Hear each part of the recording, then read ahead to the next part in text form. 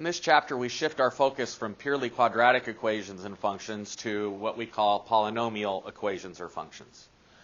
A polynomial function is any function that can be written in the following form.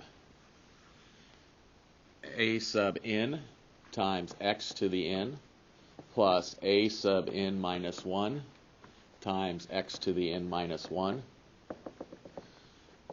plus a sub 2 times x squared plus a sub 1 times x plus a sub 0. Your book may put the a sub 0 in front, but I want to keep the number with the coefficients with the power. Basically what we have here is we have a coefficient times a power, variable to a power, plus a coefficient times a variable to a power, plus a coefficient times a variable to a power. An alternate definition for a polynomial function is the sum of what we call power factors, where the power factor is any term of a x to the n, where a is a real number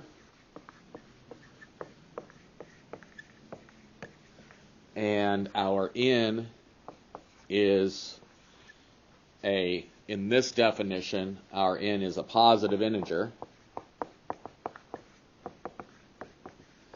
But I will say you can make it a whole number because I can think of this as times x to the 0th. X to the 0th is 1. So you can even think of it going down to 0. If we write it in descending terms of our power here, for example, if n equals 5 and we write something times x to the 5th plus something times x to the 4th plus something times x cubed, we call the n is called the degree of the polynomial.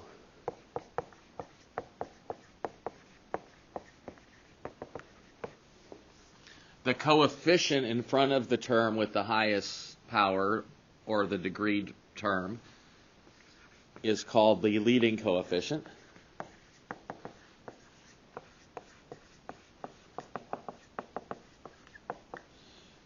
And the coefficient that does not have an x, or has the x to the 0th term, is called the constant term.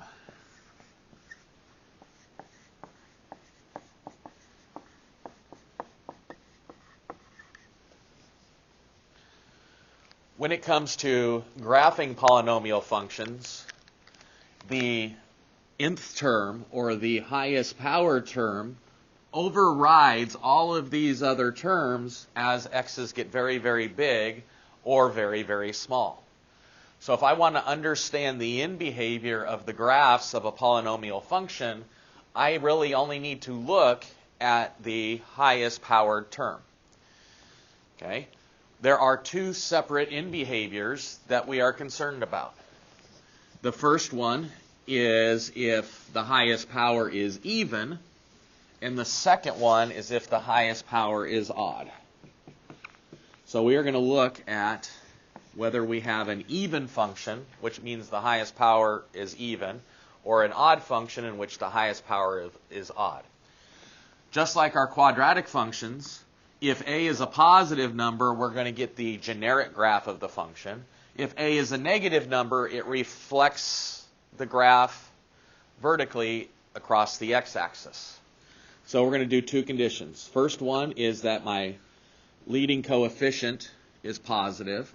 The second one is if my leading coefficient is negative.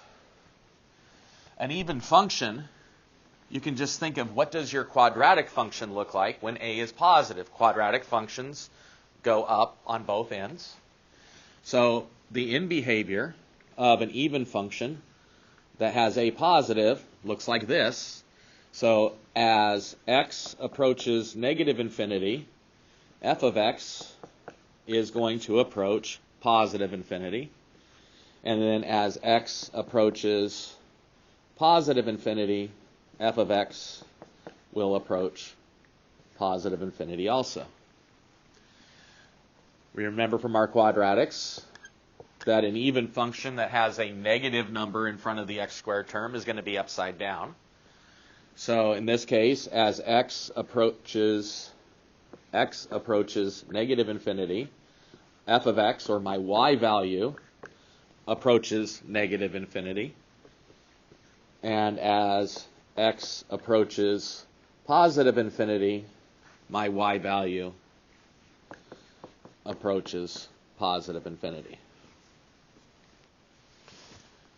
So we now need to do the same analysis for our odd functions. In Chapter 2, when we talked about functions, we had a list of memorized graphs of functions, and the generic graph for an odd function was our memorized shape for our x cubed function. So that's the memorized shape for the x cubed function. So I need to describe its end behavior. So as x approaches negative infinity, or as my x values get very, very small, my y values, or f of x, goes to negative infinity. Alternately, as x approaches positive infinity, my y values get very, very big, so I'm going to say that f of x approaches positive infinity. If the leading coefficient is negative, I reflect this graph across the x-axis. What was negative becomes positive. What was positive becomes negative. So that's the shape of an odd function with a negative leading term. So as x approaches negative infinity, or as x gets very, very small, my y values get very, very big. So f of x approaches infinity. And as x's get very, very big, or as they approach positive infinity, f of x gets very, very small, so that is negative infinity. One thing I want to point out is even though that x squared and x to the fourth and x to the sixth are all even functions, and they all have the same end behavior, we do not call something x to the fourth a parabola or something x to the sixth a parabola. The only thing that we call a parabola is something that has the highest degree of term 2, even though they have the same generic shape where they're going to end up pointing up to infinity as x's get very, very big and very, very small. We do not call the shapes the same shapes, but the end behaviors will be the same.